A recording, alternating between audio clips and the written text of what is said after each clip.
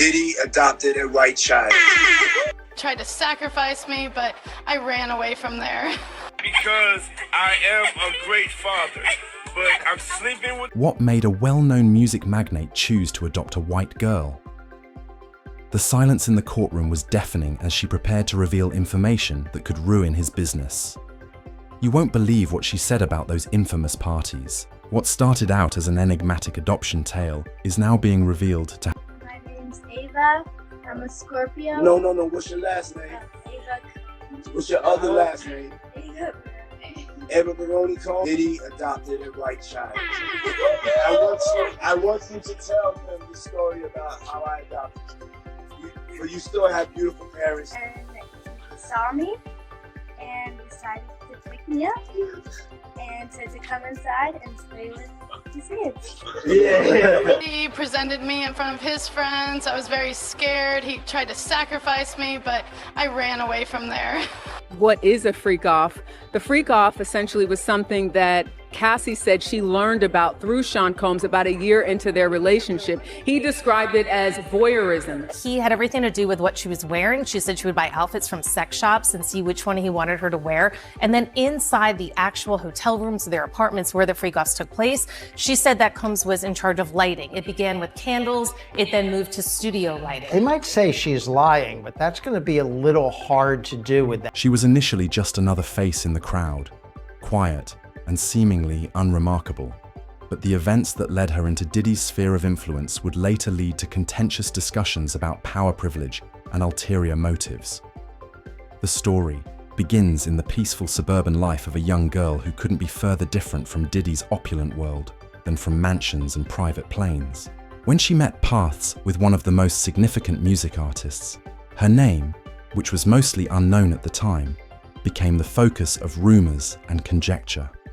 He first became aware of her at a gathering for the elite. The details of this encounter are described differently in different accounts. While some argue she was merely invited as a guest of someone else and mingled with the glitz and glitter, others assert she worked in the background as an assistant to a lesser-known business figure.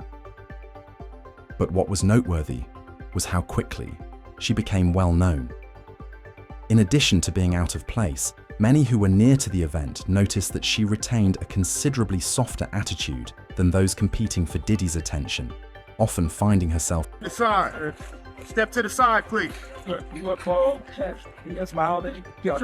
Are you guys feeling? How do you go today? Step to the side, please. Watch out, watch out. Watch your back. Big great.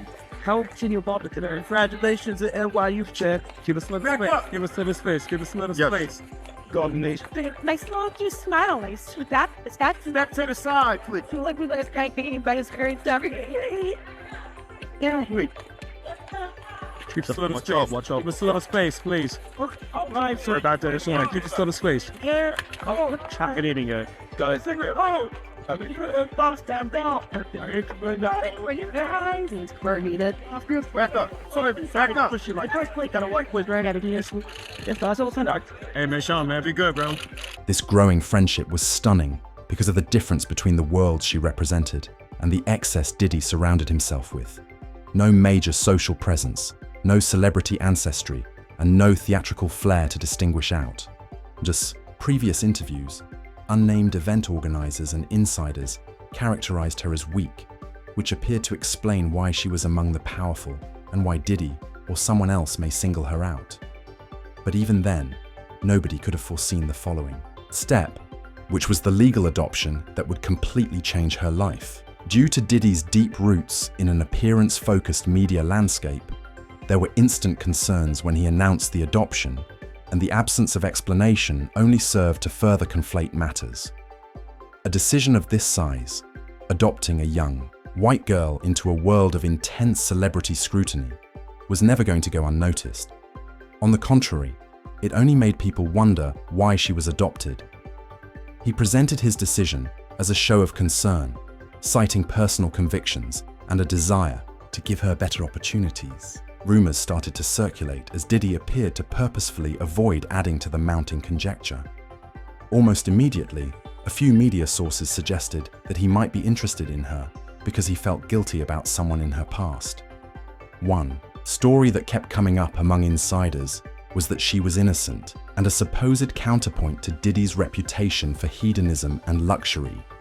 Other ideas said it was a PR maneuver, an attempt to soften his image at a period in his career where he needed to stay relevant. There was a disturbing implication that her behavior and her striking contrast to the world of celebrity were not a defense against it, but rather a draw.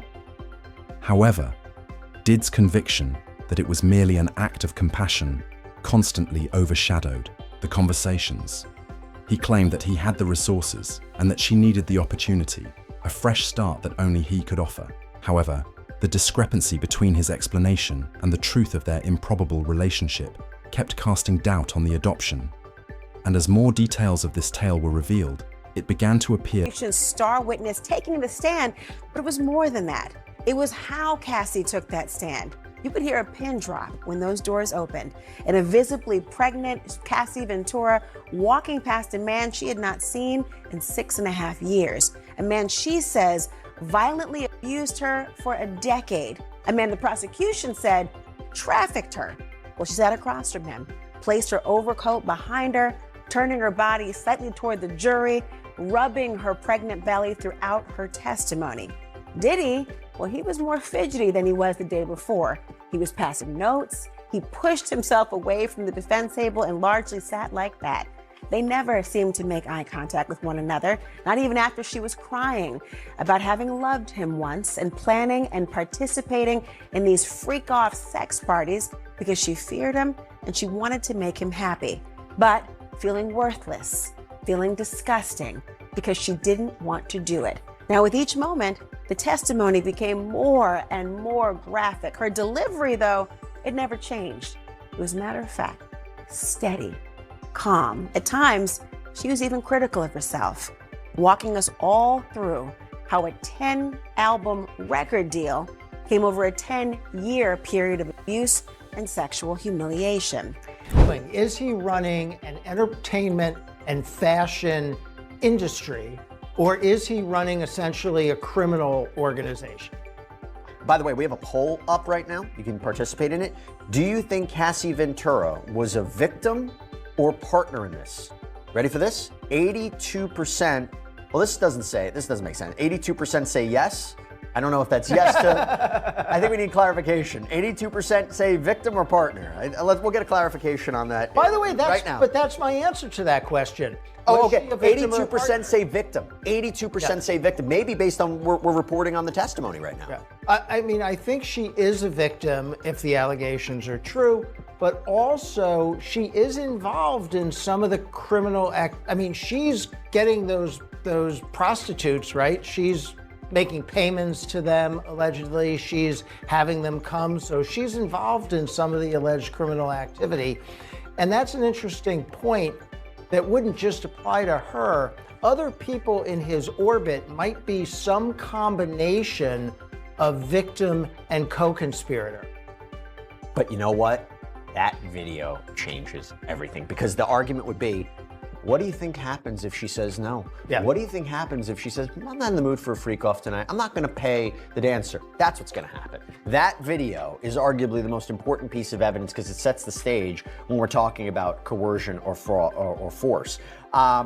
Question from Angelina. How old was Cassie when they first started dating? I think she was 19 years old. So you're talking about a 17-year age difference. That's important. I think that's an important factor if you're talking about power and control, right? Yeah, absolutely. The fact that he's older and obviously has much more power anyway. Sherry Williams asks, what kind of time is Diddy facing if he's found? There wasn't much notice before the announcement was made. Diddy Combs, who is well known for his extravagant persona in both music and business, revealed in interviews and public statements that he had adopted a young girl who seemed totally unrelated to the life he had built. Despite his seemingly kind demeanor, Diddy's abrupt announcement left many perplexed as to how a girl from such a vastly different background could have become his kid. The adoption first appeared to be nearly random. She had no known tie to Diddy or his circle, and there were no signs that they had ever been together before this abrupt relationship. Diddy also regarded her childhood as challenging. Diddy's public statement was vague, to put it simply. The lack of details only fueled speculation about why this young girl, who looked more like a new member of hip-hop royalty than a stranger next door, had been taken in under such mysterious circumstances. He asked the media to respect her privacy and discuss providing her access to new opportunities. The public's reactions were strange, uncomfortable, and polarized. Others questioned the sincerity of Diddy's intentions, calling the move performative or a component of a bigger plot, while others praised him for his selfless act, claiming it showed a side of him that few people saw. In their comments, legal experts noted that well-publicized adoptions always drew criticism, especially when they appeared hastily conducted behind closed doors. Nor did media outlets hesitate to point out flaws in his story. Rumors of possible favors being pulled to expedite the adoption process arose, along with articles inquiring about how it had been accelerated. As the accusations gained traction, industry insiders and those allegedly familiar with Diddy's inner circle began to propagate alarming notions. It was commented that the narratives that were usually linked with him were strikingly at odds with the presence of this girl. Despite these growing rumors, there was conjecture as to whether her sudden involvement in Diddy's life had a deeper meaning than Diddy made it seem. This was because, in contrast to many who had flocked to him for it, she had no link to the world of fame or riches. Diddy's remarks appeared admirable, but they raised questions when the media looked further and couldn't find any conclusive information about the adoption's timing, pace, or underlying reason. According to Diddy, it was about guiding a child away from a challenging past so they can have a better future. Why didn't his justifications hold up to scrutiny if they were as straightforward as he claimed? More significantly, was there anything Diddy himself didn't want to acknowledge about this adoption? The subsequent disclosures would suggest that this was not merely an instance of altruism, but rather the beginning of... I'll be sure he came out saying that Kim Porter death needs to be looked into. I think that Al being his ex-wife, he have every right knowing about the stuff that came out about Diddy and what he was doing. You understand what he has done in the past, and people have overlooked it. By him coming out and saying that he hoped that he could get her case reopened. There was a guy called John the Paperwork Party. They would put in an open petition to get Kim's case reopened. You understand what I'm saying? So I'll be sure doing this is showing that, you know, he still got love for Quincy's mother. He still want to find out the truth because allegedly Kim was fine the day before and the day of her death. And then now she found in the bed dead from pneumonia. That just don't sound right, bro. That don't sound right at all. So you feel the same way about her death being suspect? I don't think nobody in America thinks there's nothing suspicious about Kim's death, bro. If you are rich like that, you could, you know, Kim had, I think, a net worth of like, what, 12 million a year or something like that? Kim could have called any doctor to come over and look at her. If she was that bad, you know, she could have called an ambulance or something like that. Everything is suspicious about her death, bro. And I don't think an autopsy was done on her. And if it was a half job. You personally, right? What do you think happened to Kim Porter? If I say something personal, bro, and my belief, and I put it on to the public. For years, the media had only hinted at Diddy's notorious freak-off parties, which were known for their exclusivity and secrecy. It was said that these parties drew some of the biggest names in entertainment, politics, and business. But the details of what actually happened behind closed doors were far less glamorous. For a long time, the rumors about these parties were dismissed as industry gossip, the kind of speculation that surrounds any celebrity of Diddy's caliber. But as the girl's story developed, it became impossible to ignore the disturbing accounts of those who claimed to have attended. Former associates and staff members described settings that were designed to impress and intimidate lavish mansions were turned into temporary playgrounds for the powerful complete, with extravagant food live performances and carefully curated guest lists. Yet what stood out most were the rumors of what happened in the private rooms tucked away from the main event. That's where the term freak-off came into play. Allegations ranged from consensual adult activities to far murkier claims, with some suggesting that participants were pressured or manipulated into compromising situations for years. These claims were brushed aside, dismissed as exaggerations, or the bitter words of those no longer in Diddy's inner circle. But when the girl began to piece together details about these events, the connections to her own adoption started to emerge in ways that were hard to ignore. According to insiders who later spoke out, she had stumbled upon conversations and photographs that pointed to the darker side of these parties. It was unclear at first whether her discovery was accidental or something she sought out, but what she found deeply disturbed her, as her testimony would later suggest. The timing of her adoption started to feel less coincidental. Sources close to the situation alleged that her presence in Diddy's life may have been tied to these gatherings in some capacity, whether it was her unassuming appearance, her vulnerability, or something even more calculated. The adoption gained a whole new level of suspicion because of specific text exchanges and personal accounts mentioned in courtroom documents, which raised questions about whether Diddy's decision to bring her into his inner circle was calculated, rather than selfless, even though other accusations against him had surfaced over the years. The idea that someone so young and disconnected from this world might be affected in this way caused indignation and dismay. People started to doubt the man who was planning the events, as well as the events themselves, as all of this was going on. After learning about these incidents herself, the girl became deeply affected and eventually spoke up about these concerns in public. She was finally able to talk about what she knew and how it affected her understanding of the events surrounding her first introduction into Diddy's life during her court appearance.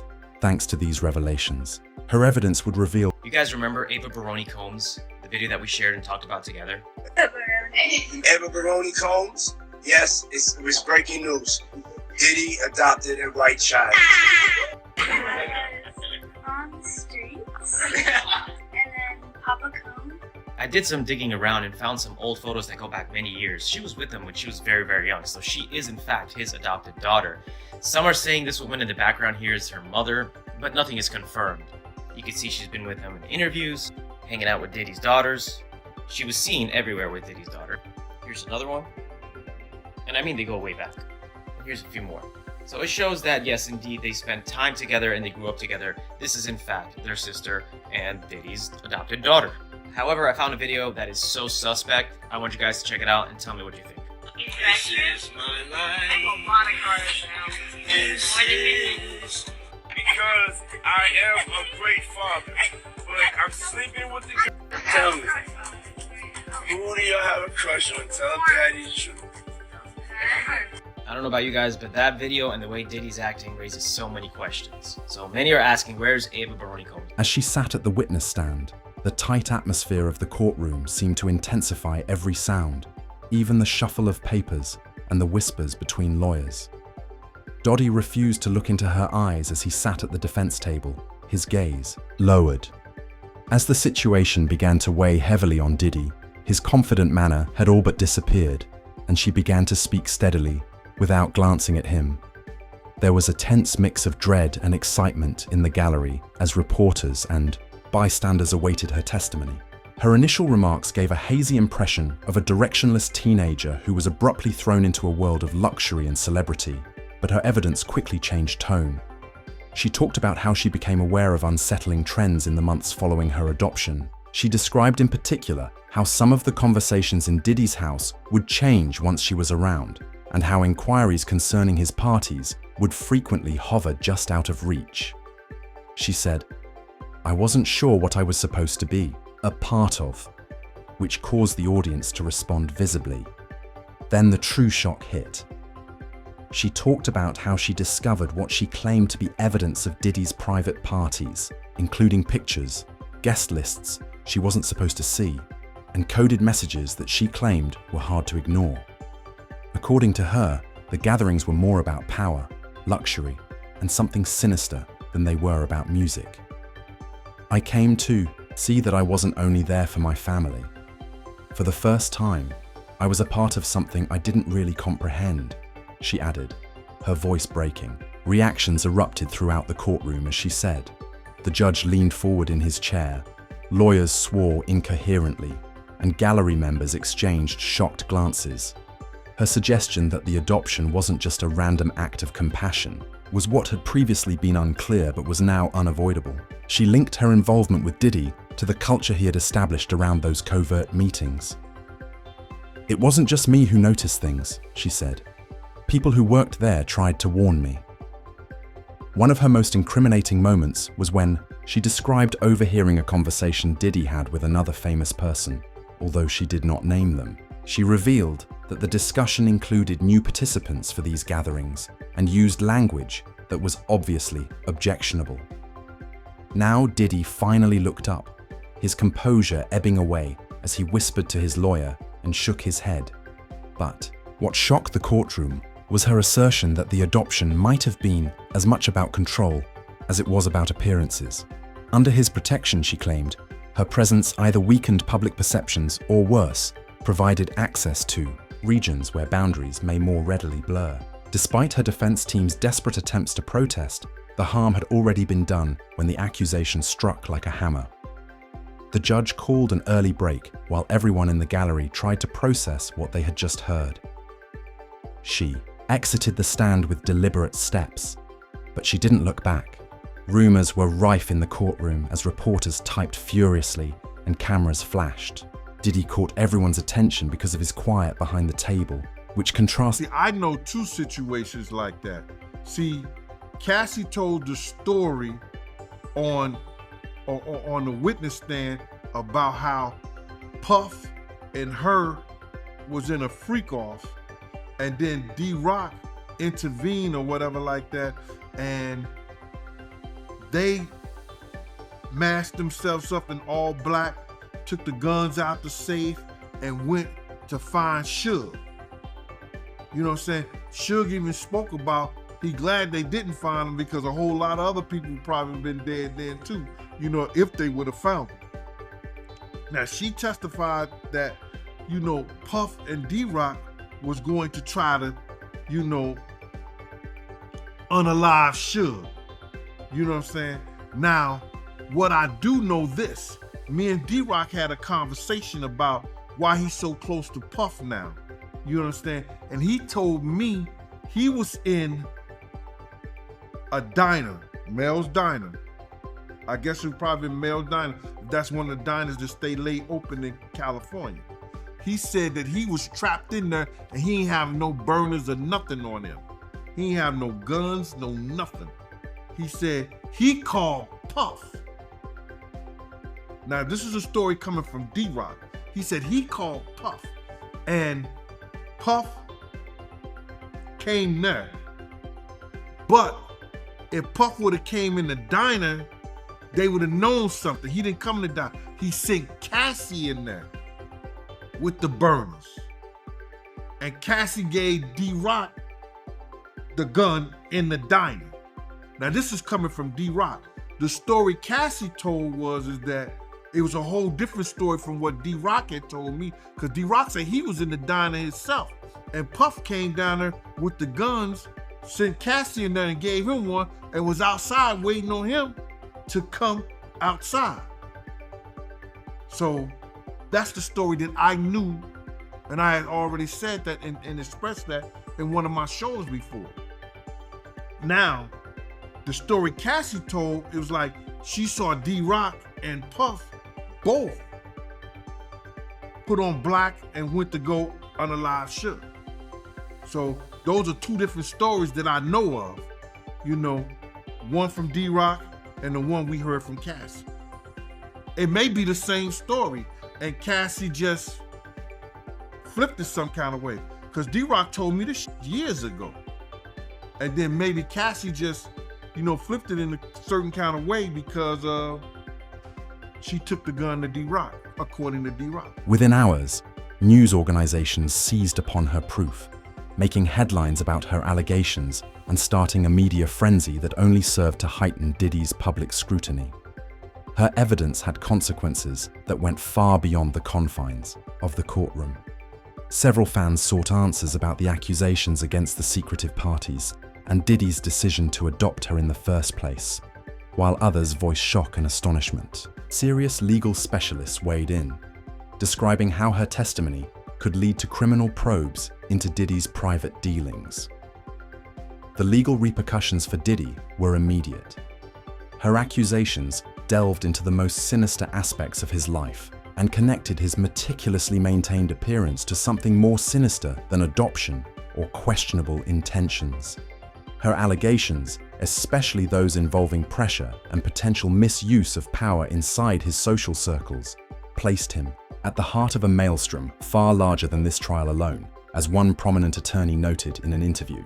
We are also exploring potential investigations into the adoption itself, as well as what these claims suggest about a broader trend, since the facts she presented, if confirmed, could result in several very serious charges. In a swift response, Diddy's legal team issued a statement late that evening in which they flatly disputed the accusations, characterizing them as sensationalized attempts to misrepresent the facts. The statement portrayed Diddy as a father figure whose behaviors were wrongfully misconstrued and termed her testimony extremely deceptive. His close friends and family also began to voice their opinions, with one longtime associate flatly rejecting the allegations as lies intended to harm his reputation. Some, however, noted that Diddy had not made any public appearances or statements since the courtroom bombshell, and that the fallout had impacted his career, with at least one brand ceasing to work with him, while others, including public image. Advertisers began to distance themselves from him in anticipation of more developments. Diddy's legacy, which had been established over decades as a clever businessman and cultural icon, was also immediately endangered by the accusations. One industry insider claims that this might drastically alter how people perceive him, and perception is crucial in his profession. Whether her evidence had given prosecutors enough to take further action was perhaps the most pressing question that hung over the case. Rumors of potential investigations against the accused people were already circulating, and now the focus was on obtaining further witnesses or supporting evidence to back up her account. The courtroom continued to be the center of what could become a much wider reckoning for the time being, and the possibility of other persons coming forward only served to heighten the case's dread. There was no doubt that the case had changed everything. It was about the unchecked power of notoriety and what happens when the boundaries protecting it start to come down, not simply about one adoption or one man's way of life. Her assertions were taken seriously by the judge and prosecution, as evidenced by the court's prompt request for further review. It was unclear if this would result in more charges or inquiries into Diddy's inner circle. The revelations in this instance pierced the heart of entertainment's unchecked opulence and power and exposed the shortcomings in an industry where authority regularly avoids accountability. These charges have now cast a shadow over Diddy's success-driven legacy, raising questions about how much authority can exist without basic monitoring. Will these accusations lead to more in-depth inquiries or perhaps systemic reform? This case is about the societal institutions that allow for silence and secrecy, not just one person. Time will tell, so listen carefully